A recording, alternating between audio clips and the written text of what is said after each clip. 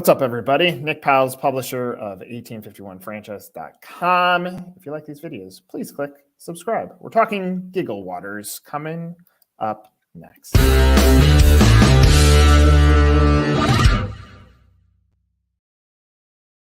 right, Rachel, actually, before we talk brand, we're talking you. Tell me your franchise story. How do you even end up in a place where you want to create a franchise? It's funny because it started where I would never consider franchising. I've actually done a full 180 on this. And that's because I was a field support rep. I was a vice president of operations for an international education company dealing with turnaround management with struggling franchisees. And so I saw a very different side of franchising. I saw people who had invested their life savings in maybe a company that didn't meet what they were looking for, or maybe were a mismatch, or maybe wanted to be in a different industry altogether, and then they're just trying to make it work. And you're now in a marriage, right? And this is a time where I'm not managing staff, I'm actually helping owners. And so I can't fire or replace anybody. I've got to make it work. We have to find a way to make it work. And seeing that and feeling the pressure of that, and certainly when I'm there working with them, they're doing fantastic. But then when I leave, if they're not keeping up that marketing momentum and all the things that we worked on, they're starting to struggle again. And it kind of turned me off to franchising, to be honest, at the beginning. And that was my entry point into what franchising was. That was a number of years ago. I won't say how many strays came since then, but what I will say is, I've given it thought. Someone came up to me and said, "This is such a franchisable, replicable idea that you have." And I went, "Oh my God, no franchising. I've been through that. I don't want to do it." And I sat back and thought about what I liked about it and what I didn't like about it. What I liked about it is I got to work with a founder and understand what the growth strategy was and understand how this could be beneficial. And I really got to develop support and what support looked like in our team and help make some really positive changes. And so as I thought about could I revisit franchising, and if I could start over, if I could have started that system over, what would I do differently? And it really led me to believe that the selection process is so hypercritical. Finding people who align with your core values is so hypercritical. People who are capitalized enough to make sure that they can take a risk, is it hypercritical? And I think the idea started to kind of just spark fire in me. Like, what if I could choose my franchisees? What if it was a marriage I chose and not one I inherited? And it kind of turned me around on it. So in the last few years, we have really put our energy towards what would it look like to franchise a Gigglewaters. And we're moving slow and steady in this process, but I'm excited about it. How many franchisees do you have now? Zero, Nick. No. But no, it's a good thing. No, we had a couple that were interested and, wanted to change the dynamic significantly, wanted to put in TVs and make it a sports bar. And that's not who we are. And so I'm kind of proud of zero. We have a lot of inquiries, which is exciting right now. We've only really officially started offering, well, let me back up. Finished the FTD, got everything ready to go about a week before COVID. So the whole world fell apart and we went a different direction in that moment. Stayed afloat, launched our mobile kitchen instead, took on another unit at Ruth Eckerd Hall, which is a local concert venue. So we're operating 3 kind of corporate entities right now. And then just this past November, went back to franchising and said, okay, all 3 units are stable. Now's the time for growth. And in that time, we've had a good number of inquiries, which is really exciting. A lot of organic ones, people who have just been to the restaurant. We put up a sign and they went, "Oh my God, we want to open one too." And also started some advertising and some lead gen. And so now we are 3 months into it. And I think we're getting close on a couple right now. We'll see when the ink dries, but it's an exciting moment. I feel like we're right on the precipice. I usually wait till later in the conversation to unpack things that I see, but I want to acknowledge the way that this opens, because your story goes to a point where I don't want to be in franchising because I've seen people get burned. That alone, as I'm trying to discover what is the YUI now, and we'll talk about the construct of the business, and I keep on saying this. If you play back any of these conversations, I keep going back to bet on the jockey, not on the horse. 100%. And your message right there, if I'm a buyer, I'm betting on your philosophy here because you're starting this from the right place. Majority of franchise brands, you can read it in the press releases. They say, we're going to have 100 units in the next 2 years. And then they don't, or they sell franchises, but they don't open. And now you're messing with people's life savings. into a brand that you really have little to no control over.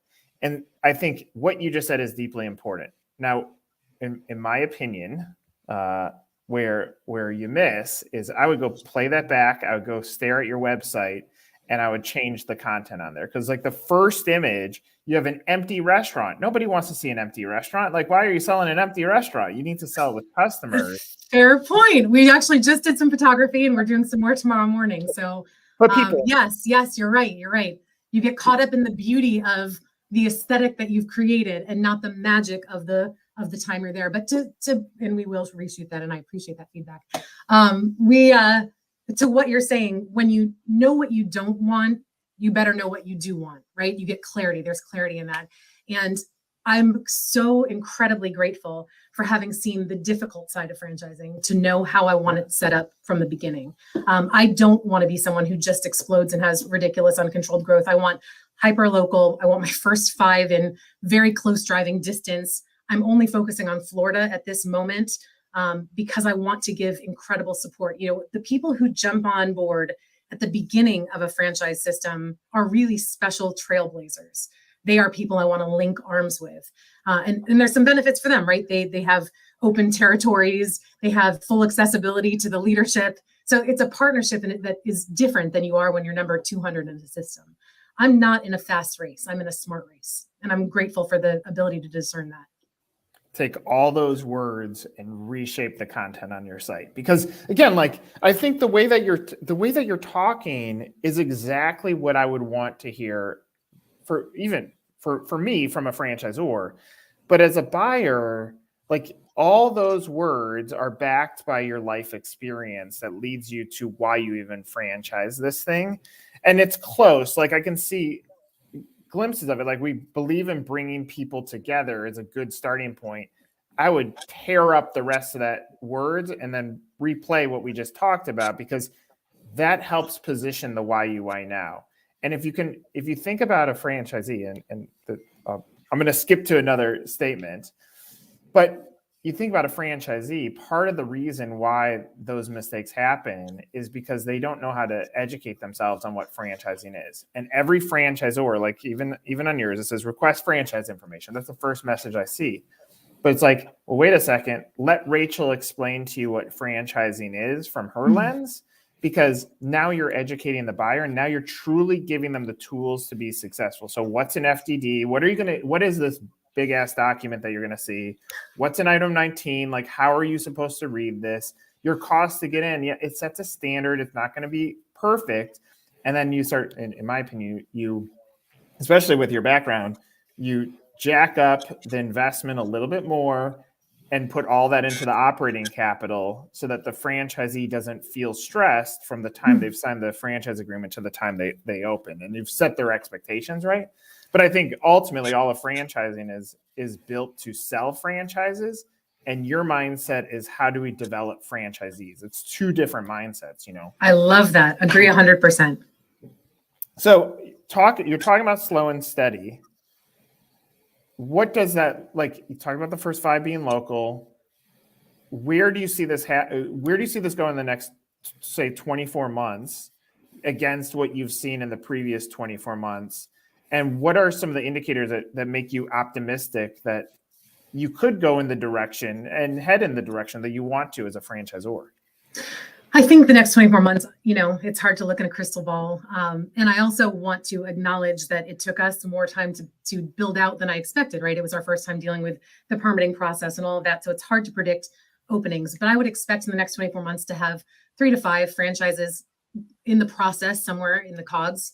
And I think, like I said, I want a concentric growth. I think one of the issues that I saw firsthand was how unnecessarily difficult it is to take the check from Illinois and to take the check from California and to Colorado and not have any depth of brand awareness, right? If Gigglewaters can grow in a more concentrated, specific way, we can start to develop kind of the awareness of what Gigglewaters is. And I've seen that personally, just from the food truck to the restaurant. I mean, the more that I roll that 30-foot billboard down the street, the more people that are coming in droves to the restaurant, right? So I want to be smart about how we do it so that I think that there's a multiplicative effect the more that we bring more people to bear through our general area. And then, so for us, it's growing through Tampa Bay, out through Orlando, down into Naples and Sarasota, up through Jacksonville. That's kind of the roadmap of where I want to start this from.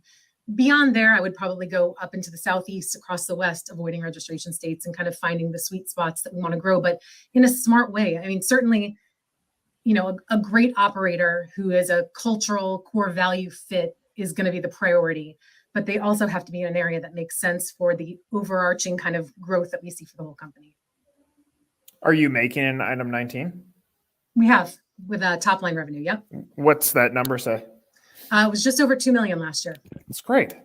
It's in 2,800 square feet. So for a restaurant, it's pretty remarkable. Well, and I'm very excited to share the 2023 as it comes out. Those numbers are very exciting. And I mean, this is my perception. We were talking about this before we went on, but Safety Harbor, there's definitely some tourists that would come there, but it's got to be pretty localized. Like, your customers have to live in a nearby community to become a fan. I would imagine that's the bulk of that 2 million, right? You would think. So we did some analysis with Locate AI, actually, to kind of understand kind of where our customers are coming from. It's on average a 10-minute drive. Safety Harbor is an interesting demographic because it's 17,000 people. It's a tiny little town surrounded by 3 million people, right? So it's 80,000 within 3 miles and then 3 million throughout Tampa Bay. So if I were just looking on a map, half of my 5-mile radius is in the water. So you would think that's terrible, but there is more than just like the foot traffic and the walking traffic and the local traffic. There is a sense of community and camaraderie in the restaurants in Safety Harbor that is really, really unique. All of the restaurants work together. We are all friends.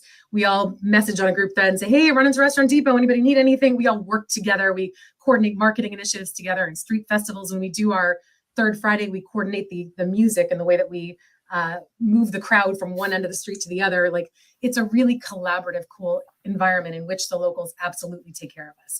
That being said, we were pulling demographics that were not necessarily reflective of Safety Harbor. So when I looked at the age bracket groups in Safety Harbor, we pulled outside of those SKUs. So it wasn't just local. Yeah, I mean, like, and this is gonna be too hyper local with my statement, but I think about like downtown Dunedin, like why would it not work there with the culture that you build up? And then it also swings me to, I don't like the word franchise for you. Like, it's more of like a business community, like exactly what you just said. And that was my experience when I went to your restaurant too. It was like, it didn't feel franchise. It felt like authentic, but authentic could work in eventually a downtown Nashville. It could work in an offset community in the middle of it. It could work in an Oak Park, Illinois, where it's more of a community. And that's the cool thing, I think, of your case study, is when the right people get awareness to this, and they put you into the mix of what it could look like. And obviously you've produced with the numbers to show that the quality of product and the quality of experience is good enough to be best in class. You're battling an awareness issue on what franchising is and how does that fit in culturally, probably more than anything else. I don't think you're wrong. And I think that the downtown community, different downtown communities like a Dunedin, I think that one would be a little cannibalization from us currently because it's a little bit close, but any of those walkable community-based downtowns, and that really aligns with, we have a core value of caring about our community, which during COVID, we spent all of our time feeding the front lines and working with the community. And that's a part of who we are. So finding those niche areas around the country that have that walkable area that you can take care of the people who are then in turn taking care of you, I think that lends to that authenticity you're talking about. You have such passion. Is there any part of you that's disappointed that it had, like, that first franchisee didn't jump out faster? No. On one hand, yes, right? You decide you're going to do it. You get the FDD done. It's day one and you're like, let's go. But on the other hand, we know so much more now than we did like pre-COVID, right? That we can survive anything. I really believe that. But I kind of believe things kind of unfurl the way that they're supposed to. We've had, like I said, we've had some people that had an interest. And then when we kind of dug a little bit deeper and learned the things that they wanted to change, I thought this is not the right fit. And I would rather take my time and be selective and know these are the people I'm going to link arms with. I understand that dynamic so thoroughly that I have to feel great. This is my baby and I'm going to share it with you. And I want to know that it's in great hands. And so that's so much more important to me than just saying, anybody can do it. Here, sign them dotted line. I want the right people. My brand means too much to me. Yeah, I love that. So let's just say there's a candidate who's watching this. Now, one, I feel like in any food product, they have to go experience it. Like you getting a lead from Orlando right now does nothing unless they've gone and experienced the brand. But if they go and experience it, what else do you want them to know about the opportunity that we haven't discussed? Yeah, it's funny. We have had leads from Orlando that have driven over, which has been great. Good. And yes, I agree with you. You have to walk in and feel what Gigglewaters is. It's really hard to provide that through a photo or a video or anything like that. I want them to understand some of the things that are special about Gigglewaters, how multi-generational it is. And I think that's rare and special. It is a place that grandparents love and their 18-year-old grandson loves. It is a place where a dad brings their son to watch Star Wars on the big screen for the first time in his life. I mean, those kind of experiences, I think, happen at Gigglewaters that don't happen elsewhere. We just had a wedding proposal that was the coolest thing to be a part of. For people who don't know, Gigglewaters is a restaurant and bar, but in the back room, there's a 32-seat intimate movie theater where you can eat and drink full menu while you watch a classic film. So this couple was coming. They reached out to us ahead of time, and their favorite movie is Nightmare Before Christmas, and he wanted to do this big proposal. So my husband edited a trailer of Nightmare Before Christmas 2, the sequel, and I announced to the crowd that Tim Burton himself was testing the sequel of Nightmare Before Christmas 2, and we needed that he was going to stream it at a couple little independent theaters around the country. We were going to be broadcasting the immediate reaction so he could see it. The audience is losing their mind. So these are diehard Nightmare Before Christmas Tim Burton fans. So we go through all of this. The movie ends. Are we ready? Everyone's screaming. It opens to this amazing Tim Burton, the snowflakes and the animation and the music, and then it dissolves into a video of one of our audience members proposing to his girlfriend. Wow. And watching the faces of everyone in the theater when they realized what was happening. Their parents came in the back. They snuck in the back of the theater. We had videographers taking pictures and video of the whole thing. She said yes. Everyone erupted. Those are the kind of moments that happen at Gigglewaters that don't happen other places. And that's what I'm excited to share. Such an authentic approach here. That's why you're not a franchise. The franchise might be the vehicle, but it's like there's something more powerful and magical about what that experience is. And you can hear it in your opening that you're going to treat your franchisees the same way. And maybe that is the right path. Like maybe only one to start because Rachel wants to give all of Rachel to that person to make sure that they're having that same the proposal experience. You want that throughout your community, and then obviously then you can scale, and two Rachels can give it to more people. So yes. I love it. I mean, look, I love what you're doing. I feel bad that you haven't found the first franchisee because I see so many concepts that don't have the right approach to treating the franchisees the right way. And they're going to invest their life savings into this business that they have little to no control over. And every brand touts support. Like we have the best support in the industry. Very few actually do. And when you do support a franchisee, their profitability goes up and your profitability goes up, and therefore happiness stays high and validation stays strong. And you have all the fundamentals here. You just gotta get that first one in the door that says, I'm not going to buy just another burger brand that doesn't have anything authentic about it. I'm going to try something different. And you already have proof of concept in the numbers. So I love what you're doing. Thank you. Just looking for my trailblazer. I know they're out there. I love it. Well, Rachel, thanks so much for sharing some of your story with us. I look forward to seeing where the story goes. I appreciate it. Thank you, Nick. For Rachel, I'm Nick. This is another episode of Meet the Zor.